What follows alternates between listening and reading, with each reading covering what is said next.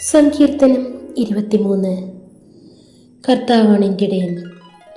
കർത്താവാണ് എൻ്റെ ഇടയൻ, എനിക്കൊന്നിനും കുറവുണ്ടാവുകയില്ല.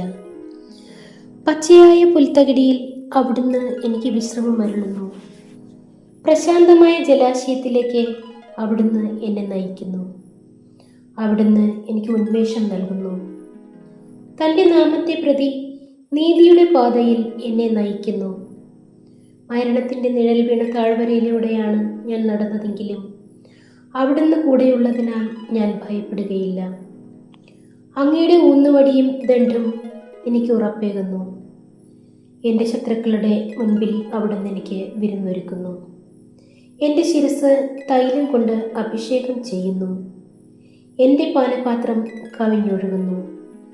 അവിടുത്തെ നന്മയും കരുണയും ജീവിതകാലം മുഴുവൻ എന്നെ അനുഗമിക്കും.